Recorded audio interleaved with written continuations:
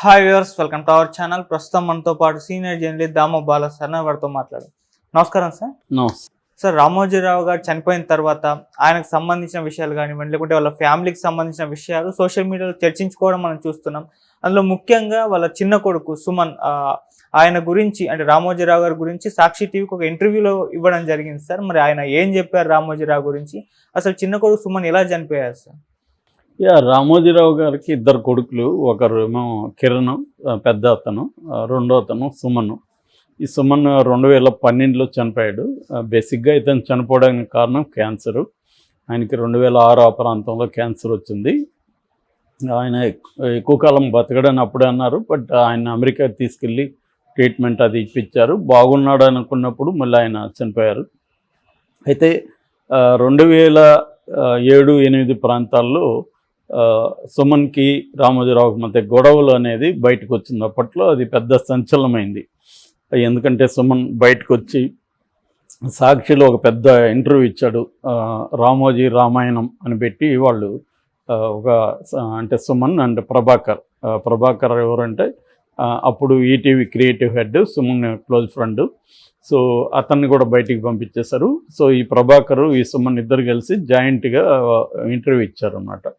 So అందులో సుమన్ చాలా ఆవేదనగా చాలా విషయాలు బయటికి తీసుకొచ్చాడు. అదేంటంటే మా నాన్నకి నేనంటే ఎప్పుడు ఇష్టం లేదు అనేది చెప్పాడు. యాక్చువల్గా సుమన్ ఇక్కడ హైదరాబాద్ పబ్లిక్ స్కూల్లో చదువుకున్నాడు, తర్వాత నిజాం కాలేజీలో చదువుకున్నాడు, తర్వాత అమెరికాలో చదువుకొని వచ్చాడు. తనకు ముందు నుంచి కూడా యాక్టింగ్ అన్న, క్రియేటివ్ రైటింగ్ ఇవంటే ఇష్టం అనమాట.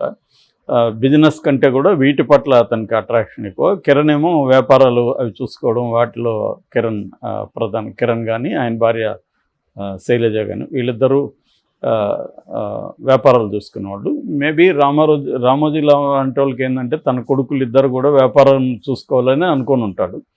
బట్ ఇతను వ్యాపారం కంటే కూడా ఇతనికి క్రియేటివ్ ఇంట్రెస్ట్ కాబట్టి ఈటీవీ పెట్టమని ఇతనే అడిగాడు అనేది కూడా అంటారు. ఏదేమైనా ఈటీవీ పెట్టినప్పుడు ఇతను ఈటీవీ 2కి హెడ్గా పెట్టారు. సో ఇతను సీరియల్స్ తీయడం మొదలుపెట్టాడు. అది రామోజీరావుకి ఇష్టం లేదు. అంటే ఇతను వెనక ఉండాలి తప్ప ఇతనే సీరియల్కి రాయడము, తీయడం అది ఇష్టం లేదని చెప్తారు మొత్తంగా. అయితే ఇతను కొన్ని హిట్ అయినవి కూడా ఉన్నాయి. అంతరంగాలు, విధి, స్నేహ, లేడీ డిటెక్టివ్, వసుంధర, శివలీలలు ఇలాంటివి. వాటిలో కొన్ని హిట్లు ఉన్నాయి, కొన్ని ఫ్లాప్లు ఉన్నాయి. ఎవరు తీసినా సీరియల్స్ అన్నీ హిట్ కావు, అన్ని ఫ్లాపులు కావు. సో అయితే ఇతని మీద అప్పట్లో కూడా జోకులు వేసుకునేవాళ్ళు. ఇతని క్రియేటివ్ రైటింగ్ కూడా బుక్కులు వస్తే ఆ బుక్కులంతా కూడా పరమ చెత్త రైటింగ్ అని అనేవాళ్ళు. చాలా నిజానికి పరమ చెత్త రైటింగ్ టీవీల్లో వర్కౌట్ అవుతాయి కూడా. అదేమీ గ్రేట్ సీరియల్ అన్నీ గ్రేట్ కాదు. నేను కూడా కొద్ది రోజులు సీరియల్స్కి పనిచేస్తాను రైటర్గా.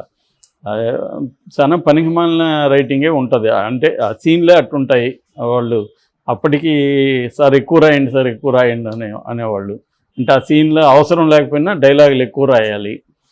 సో అంటే పొడిగిచ్చాలి వాళ్ళకి. అప్పట్లో ఏంటంటే ఎంత తక్కువ టైంలో ఎంత ఎక్కువ ఫుటేజ్ ఇవ్వాలనేదే డైరెక్టర్లకు ఉండే టెన్షన్. అందువల్ల సీన్లలో డైలాగులో కూర్చోబెట్టిన మాట్లాడిచ్చేయచ్చు కదా, మాట్లాడిస్తే లెంగ్త్ ఎక్కువ వస్తుంది. అదొక ప్యాటర్న్. సో నేను పనిచేసిన సీరియల్ కూడా నేను ఇప్పుడు ఒక ఎపిసోడ్ కూడా చూడలేదు. ఎందుకంటే నా వల్ల అయితే సీరియల్ చూడలేను నేను. సో అది పరిస్థితి అన్నమాట మామూలుగా. అందువల్ల ఇతని సీరియల్ మీద కూడా నెగిటివ్ పాజిటివ్ ఉంది. హిట్ అయినవి ఉన్నాయి, జనాలు తిట్టుకునే వాళ్ళు కూడా ఉన్నారు. మేబీ రామోజీరావుకి అది ఇష్టం లేకపోయిండొచ్చు. సో సుమన్ వెర్షన్ ఫస్ట్ మనం చెప్పుకుంటే, సుమన్ ఏమన్నా అంటే నేను స్క్రిప్ట్ రాయడం అంటే మా నాన్నకి ఇష్టం ఉండేది కాదు. విపరీతంగా నన్ను అరిసేవాడు, తిట్టేవాడు, ఫోన్లు చేసి తిట్టేవాడు, పర్సనల్గా తిట్టేవాడు. సో నేను అందుకని దొంగతనంగా స్క్రిప్ట్ రాసేవాడిని, ఎవరు చూడకుండా స్క్రిప్ట్లు రాసేవాడిని. సో అలాగా రాసి నేను నాకు పెద్ద హిట్లు అయినాయి. 50,000 ఖర్చు పెడితే 25 లక్షలు వచ్చిన సందర్భాలు చాలా ఉన్నాయి. అప్పుడు కూడా నేను 50,000 తీసుకునేవాడిని జీతం మాత్రం. ఎందుకంటే మా నాన్న దగ్గర నిరూపించుకోవాలనేదే నాకు ఏకైక లక్ష్యం. నేను ఒక రైటర్గా, ఒక డైరెక్టర్గా మా నాన్న దగ్గర నిరూపించుకోవాలని ఉండేది, కానీ ఆయనకి అది ఉండేది కాదు. సో బోర్డు మీటింగ్లో కూడా నన్ను అందరి ముందు కూడా తిట్టేసేవాడు. నువ్వు లేకపోతే అంత బాగుంటుందని చెప్పి అరిసేవాడు. అది నాకు చాలా హ్యూమిలేటింగ్ అనిపించింది. నా కింద పనిచేసే వాళ్ళ దగ్గర కూడా ఎదురుగా కూడా నన్ను అలా తిట్టడం నచ్చేది కాదని చెప్పేవాడు. ఎప్పుడు నేను భయంతో వణికిపోయాను. ఆయన నుంచి ఎప్పుడు ఫోన్ వస్తుందో లేకపోతే ఆయన వస్తాడేమో అనే ఒక భయం, టెన్షన్ ఉండేది. నాకు ఆరోగ్యం బాగాలేకపోతే 9 నెలల పాటు నేను బెడ్లో ఉన్నాను. అప్పుడు వచ్చి మా నాన్న రకరకాల పేపర్లు తెచ్చి వీటి మీద అంతా సంతకాలు పెట్టు అంటే ఏంది నాన్న అడిగాను. నీకు అనవసరం, నేను నీకు చెప్తాను తర్వాత సంతకాలు పెట్టని రోజు నా దగ్గర సంతకాలు పెట్టించుకున్నాడు. దాని తర్వాత అర్థమైంది ఏమంటే వేరే వాళ్ళకి వాటాలు ఉన్నాయి, నేను అవి అందుకని నువ్వు దీన్ని వదులుకుంటే నేను తర్వాత అవన్నీ క్లియర్ చేసి నీకు ఆరోగ్యం బాగైనాక అమెరికా నుంచి వచ్చాక నీకు మళ్ళీ అప్పగిస్తాను అని చెప్పాడు. నాకు ఒక పక్క ప్రాణం పోతుందని బాధ, ఇంకొక పక్క నా ప్రాణంగా ప్రేమించిన ఈటీవీ నా చేతుల్లో పోతుందని బాధ. సో ఇలా నేను రెండింటి మధ్య ఎంతో మానసిక వ్యధకు లోనయ్యాను. మా నాన్నకి చాలామంది అంటారు, నీ ఆరోగ్యం పట్ల ఆయనకి చాలా కన్సర్న్ ఉంది, అది ఇది అమెరికా కూడా ప్లాన్ చేస్తున్నాడు అనే చెప్తారు. కానీ నా ఆరోగ్యం పట్ల అంత కన్సర్న్ ఉన్నప్పుడు నన్ను ఇంత మానసిక వ్యాధి గురి ఎందుకు చేశాడు మా నాన్న? ఇంత మానసికంగా ఇబ్బంది ఎండిపోయింది. దానివల్ల నా వ్యాధి ఇంకా ఎక్కువైంది. నన్ను హ్యాపీగా ఉంచాల్సింది పోయి నన్ను మానసిక వ్యాధికి గురి చేశాడు. దానివల్ల క్యాన్సర్ కూడా నాకు ఇంకా పెరిగింది అనేది ఆ అబ్బాయి చెప్పాడు. అట్లాగే యుఎస్ నుంచి బాగా వచ్చినాక కూడా నాకు ఇస్తానన్నాడు కానీ ఇవ్వలేదు. నేను ఆయన కొడుకుగా పుట్టడమే మహాపాపం. సో ఆయన గొప్ప వ్యక్తి కావచ్చు, గొప్ప వ్యాపారవేత్త కావచ్చు, కానీ గొప్ప తండ్రి అయితే కాదు అనేది ప్రధానంగా ఇతను చెప్పింది. అట్లాగే ప్రభాకర్ కూడా మేము ఇద్దరం కలిసి బాగా చేస్తున్నామని, నాకు సుమన్ని నేనే చెడిపేస్తున్నానని నన్ను అరిశాడు, చాలా హ్యూమిలేట్ చేసి నన్ను బయటికి తరిమేశాడు అనేది ప్రభాకర్ కూడా ఆ ఇంటర్వ్యూలో చెప్పారు.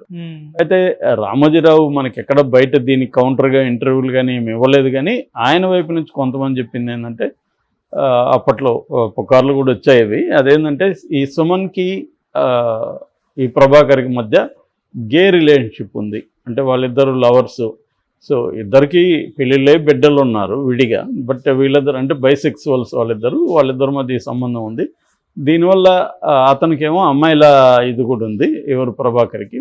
ఇతను వల్ల వేసుకున్నాడు సుమన్ని, తను గ్రిప్లోకి పెట్టుకొని పేరుకి సుమనే కానీ మొత్తం ప్రభాకర్ అయి నడుపుతున్నాడు. అతనికి ఇష్టం వచ్చినట్టు చేయడం, తోటి హీరోయిన్లతో లైంగికంగా మిస్బిహేవ్ చేయడం, తర్వాత డబ్బులు మిస్యూజ్ చేయడం, ఇలాగా రకరకాలుగా ప్రభాకర్ చేస్తున్నాడు. దీన్ని సుమన్ సపోర్ట్ చేస్తుంటే రామోజీరావు గారికి కోపం వచ్చింది. అంటే మిగతా పనిచేసేవాళ్ళు రామోజీరావు దగ్గర లాయల్గా పనిచేస్తున్న సీనియర్లంతా కూడా కంప్లైంట్ ఇచ్చారు. దాంతో రామోజీరావు దీన్ని పరిష్కరించడం కోసం ప్రభాకర్ని వదిలేయమంటే, ప్రభాకర్ వెళ్తే నేను కూడా వెళ్తానని ఇతను సుమన్ అన్నాడు. దాంతో రామోజీరావుకి వేరే ఆప్షన్ లేకుండా సుమన్ నుంచి దాన్ని బయటికి తీసేయాల్సి వచ్చింది. అట్లాగే ప్రభాకర్ని తరిమేశాడు. ఇది రామోజీరావు వైపు నుంచి వచ్చే వెర్షన్. ఈ రెండు వెర్షన్లు మనం జడ్జి చేయలేము. ఆయన ఎందుకంటే ఆయన self made man Ramoji Rao. Self made మ్యాన్లకి ఏంటంటే ప్రతి దాని మీద కంట్రోల్ తమకే ఉండాలండి. నేను ఆ మధ్య చిన్న సోమరాజు అని ఒక ఇండస్ట్రియలిస్ట్ మీద డాక్యుమెంటరీ బుక్ రాశాను. Bengaluru atria convergence technology active fibre ఉంది కదా అది. సో ఆయన కూడా ఇలాగ సెల్ఫ్ మేడ్ మ్యాన్. ఆయన వేలాది కోట్ల ఆస్తులు సంపాదించాడు. ఆయనతో ఇంటర్వ్యూ చేసినప్పుడు ఆయన ఇది చెక్ పవర్ కూడా కొడుకు ఇచ్చేవాడు కాదు. అంటే మొత్తం టోటల్ కంట్రోల్ తను పెట్టుకునేవాడు. ఆయన అది ఒప్పుకునేవాడు కూడా. అవును, నేను కంట్రోల్ ఫ్రీకే, మొత్తంగా నాకు భయం వాళ్ళు మిస్యూజ్ చేస్తారని చెప్పేవాడు. అటువంటి ఒక కంట్రోలు ఈ సెల్ఫ్ మేడ్ పీపుల్కి ఉండడంలో ఆశ్చర్యం ఉండదు.